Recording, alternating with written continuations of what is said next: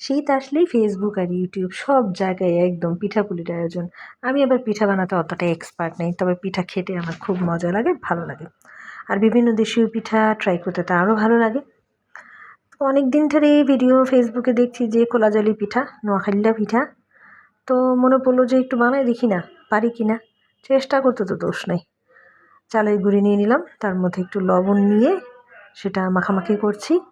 এবং আমি YouTube video দেখে এটা বানিয়েছি, যেহেতু আমার দেশ নোয়াখালী না, সো এটা আমি ভালো বানাতে পারি না বা পারবো না। এটা আমার প্রথমবার ট্রাই, তো কেমন হবে সেটাই টেনশনটা তো অবশ্যই ছিল। প্রথমে একটা ভুল করে বসছি, সেটা হইলো চালের গুঁড়ি আগে মিশিয়ে তারপরে ডিম দেয়, কিন্তু আমি তালে তালে কী করছি, আগে ডিমটা দিয়ে ফেলাইছি। কী আর করা, সেই ডিম দিয়েই কিছুক্ষণ গুটা করতেছি। তারপরে কুসুম গরম পানি দিলাম, যেটা ইউটিউব দেখেই আমি শিখেছি, এবং আটাটাকে ময়দার কায়ের মতো করে একটু গলিয়ে নিয়েছি। এটা অবশ্য আমি নিজেও জানি যে প্রথমে বেশি করে পানি দিয়ে গোলালে সেই জিনিসটার মিশ্রণটা ভালো হয় না। প্রথমে একটু ময়দার কায়ের মতো গোলায় তারপরে যদি আপনি পানি দেন, সেই মিশ্রণটা ভালো হয়। ডান হাত ব্যথা হয়ে গেছে, তাই আবার বাম হাত নিছি। ডান হাত বাম হাত হুইক্স থাকলে হুইক্স দিয়ে ভালো করে নেড়ে নেড়ে মিশাতে হবে এবং পানির মতো পাতলা করতে হবে। এটা আমি বলছি আমার অভিজ্ঞতার পরে। প্রথমে কিন্তু আমি পানির মতো পাতলা করি নাই। প্রথমে আমি একটু ব্যাটারটা চিতই পিঠার ব্যাটারের মতো করেছি, যেটা ইউটিউব থেকে বলেছে। বাট আমি করতে গিয়ে প্রথম দুটো পিঠা আমার এত মোটা হয়েছে এবং কোনো জালই সেখানে হয়নি। সেই দুটো আমি আর ভিডিও করে আপনাদের সময়কে দীর্ঘায়িত করতে চাই নাই। পরবর্তীতে আমি বুঝে গেলাম যে ব্যাটার যত পাতলা, খোলা জালি পিঠা তত মজা হবে।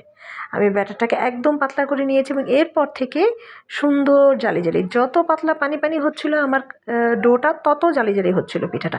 এবং যখন আমি ধরে ফেললাম তখন তার কোনো কথাই নেই, ফটাফট আমি পিঠা দিচ্ছিলাম, ফটাফট পিঠা তৈরি হচ্ছিল। এবং উল্টা পিঠটা আমি দেখালাম, উল্টাচ্ছিলাম না আমি, বাট দেখানোর জন্য উল্টাচ্ছি। এই যে দেখেন কি সুন্দর জালি জালি হয়েছে এবং খুব দ্রুত পিঠাগুলো উঠে আসছিল। প্রথমবার কিন্তু দেরি হয়েছিল, কারণ মোটা ছিল। তারপরে যখন আমি পানি পানি করলাম, খুব দ্রুত সুন্দর করে একদম পানির মতো, দেখেছেন, একদম পানির মতো সুন্দর দ্রুত উঠে এসেছে। 10 মিনিটের মতো মোটামুটিভাবে আমার 12-13টা খোলা জালি পিঠা হয়ে গেল। এত সহজ, এত সহজ। আগে জানলে তো প্রায় করতে পারতাম, এখন থেকে তো প্রায় করবো খোলা জালি পিঠা। নোয়াখালীর মানুষকে অনেক ধন্যবাদ। খোলা জালি পিঠা না রুটি আসলে আমি জানি না, পিঠাই শুনেছি। তবে আমার কাছে এটাকে রুটির মতোই বেশি মনে হয়েছে, খোলা জালি রুটি বললেই বেশি মজা। আর শীতের দিনে যেহেতু অবশ্যই হাঁস দিয়ে খেতে হবে। একদম দেখেন দেখেন নরম তুলতুলে, আর কত জালি জালি হয়েছে এখন, দেখেছেন। খেতে কিন্তু খুব মজা হয়েছিল। সবাই মিলে রাতে খেতে বসেছি। হাঁসের মাংস রান্না করেছিলাম, সেই হাঁসের মাংসটা একদম গরম, আমি হাত দিয়ে ধরতেও পারছি না। কোনো রকম একটু নিয়ে নিলাম আপনাদের দেখানোর জন্য। খেতে খুবই মজা হয়েছিল। সবাই ট্রাই করবেন, ভালো লাগবে। এটা আমার ছেলে একদম প্লেট মুছে